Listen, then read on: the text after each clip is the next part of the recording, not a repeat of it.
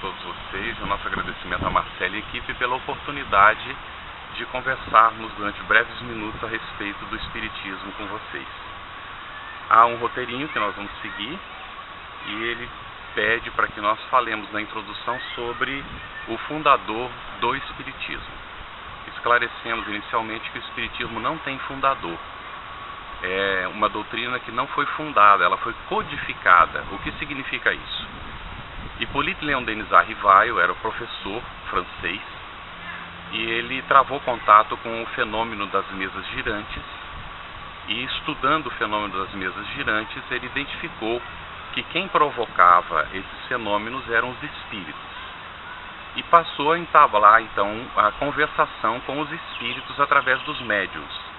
E dessa conversação foram surgindo ensinamentos. Ele elaborava perguntas e ele recolhia perguntas elaboradas por outras pessoas também e apresentava para diversos médiuns e diversos espíritos respondiam essas perguntas.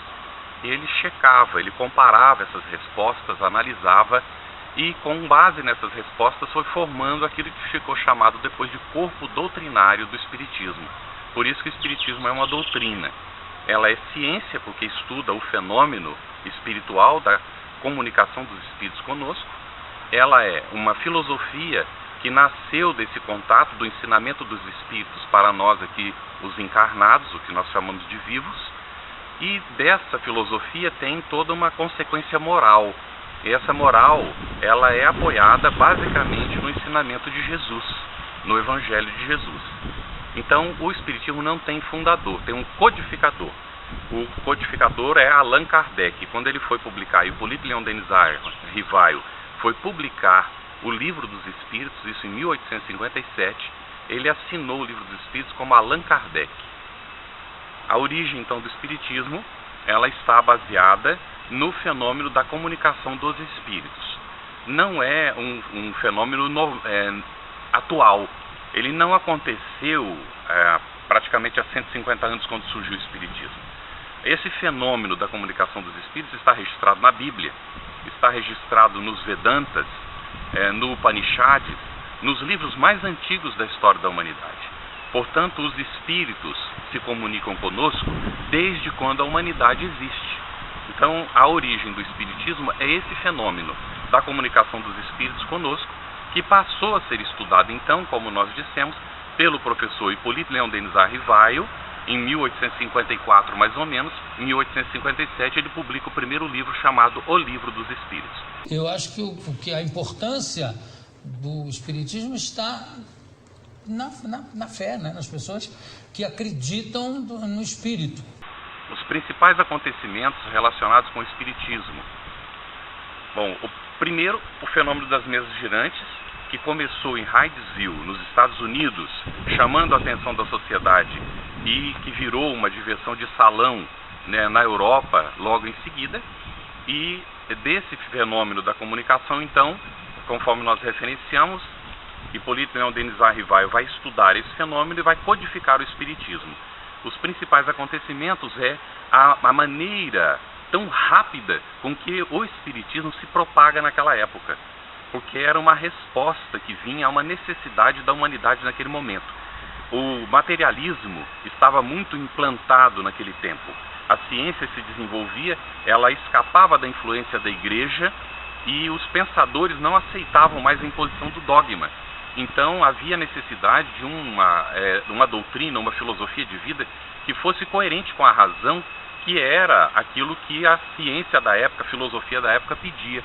Então o Espiritismo veio trazer essa resposta, explicando o que é Deus, explicando o que nós somos, de onde nós viemos, por que nós estamos aqui e para onde nós vamos.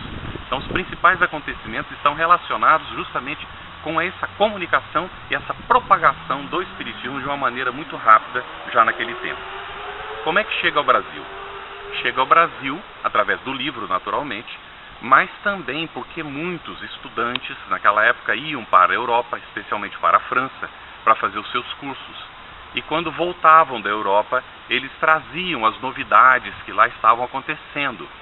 E Paris era considerada naquela época a cidade-luz, de onde surgiam os principais movimentos literários, filosóficos, científicos daquela época. E esses estudantes, vindo para o Brasil, traziam essa novidade, a novidade da comunicação com os espíritos e o que havia escrito já naquela época, o Livro dos Espíritos, o Livro dos Médiuns e depois, mais tarde, o Evangelho segundo o Espiritismo. Esses livros foram traduzidos para o português, logo naquele início, e começaram a surgir os primeiros grupos. O primeiro grupo surgiu na Bahia e depois, então, também em outras partes do Brasil, como Rio de Janeiro, e se espalhou por todo o país. O que é a psicografia? A psicografia é uma manifestação onde os espíritos acionam o médium de uma forma intuitiva ou semimecânica, onde utiliza o braço do médium e ele passa a escrever sob a orientação dos espíritos. E o grande exemplo nosso é o médium Francisco Cândido Xavier.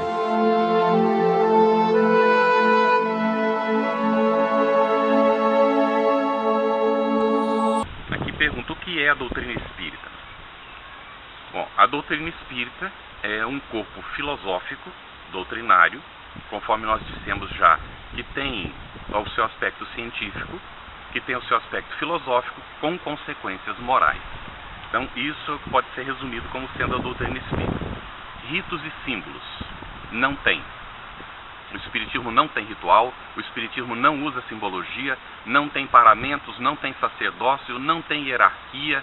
É uma doutrina do livre pensamento. Nós nos reunimos em centros espíritas porque isso é uma formalidade necessária, uma necessidade para nos encontrarmos em algum lugar. Mas quando nós nos encontramos no centro, não existe nenhum ritual. As nossas reuniões normalmente começam por uma prece, porque é um respeito ao Criador.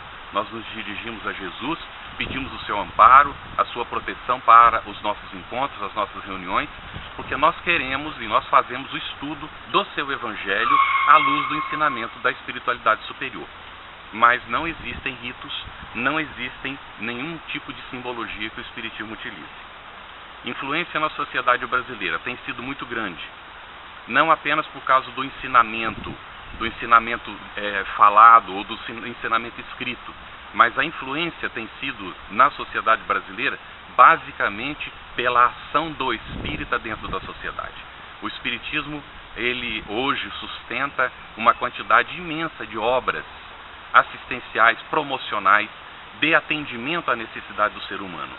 Então, a influência, ela existe por quê? Porque o espiritismo, ele acolhe o indivíduo, ele consola o indivíduo, depois, tendo a oportunidade, ele esclarece o indivíduo e orienta o indivíduo na sua vida.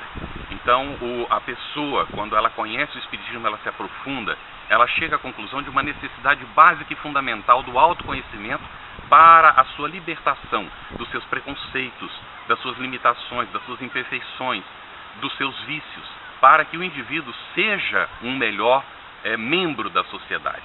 Então, essa influência que o espiritismo exerce, ela é muito positiva dentro da sociedade, principalmente porque ajuda o indivíduo a se transformar para melhor. Número de adeptos. Recentemente, nós tivemos no último recenseamento a indicação de que existem no Brasil 4 milhões de espíritas. Mas há um outro número, talvez o mesmo número de pessoas que afirmam que tem duas religiões. E a segunda religião dessa pessoa é o espiritismo. Mas há muitos simpatizantes. Há publicações que indicam que os simpatizantes do espiritismo chegam no Brasil a 30 milhões de pessoas. Agora, pela manifestação pública em relação a filmes como Chico Xavier e Nosso Lar, que são sucessos imensos de bilheteria, você acha que todas as pessoas que foram assistir o filme, são necessariamente espíritas? Ou aí engloba dois públicos diferentes? Eu acho que engloba dois, porque assim, os últimos dados que se tem de número de espíritas é de um censo de 2000, que diz que os espíritas que se declaravam eram em torno de 2,5 milhões, mais ou menos. Hoje, com certeza, esse número mudou. Basta ver pela própria bilheteria dos filmes, você vê. Você vê já. Mas ainda assim, eu acho que existem dois tipos de espíritas, digamos, né? Os que praticam mais assiduamente e os que são chamados de simpatizantes do espiritismo, né? Então, e aí, segundo a Federação Espírita Brasileira, que é o maior órgão espírita, existiria em torno de 20 milhões de simpatizantes espíritas no Brasil, o que o torna o maior país espírita do mundo, né? Reencarnação. Essa pergunta, na realidade, não é polêmica mais. Não, para mim não. Mas aos olhos do povo também, né? Eu diria que não. A reencarnação é, em realidade, o retorno do espírito a uma existência física. E o Espiritismo, na codificação de Allan Kardec, não tem a pretensão de concorrer com nenhuma religião. O Espiritismo, inclusive, na própria expressão de Allan Kardec, afirma que a pessoa pode ser católica espírita, protestante espírita, budista espírita, muçulmano espírita, porque o Espiritismo não tem nenhuma pretensão de exclusividade em termos de religião.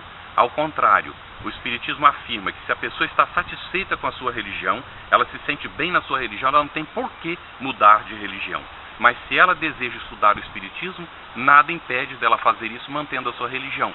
O Espiritismo, então, veio, na expressão de Allan Kardec, para as pessoas insatisfeitas, aquelas que buscam respostas e não encontram, que estão, de alguma maneira, entregues a uma vida materialista e que gostariam de dar uma ênfase maior ao aspecto espiritual da sua vida, que, afinal de contas, é para onde essa pessoa vai. Ou seja, ao morrer, nós iremos para a realidade espiritual. Nós sabemos como é a vida do outro lado?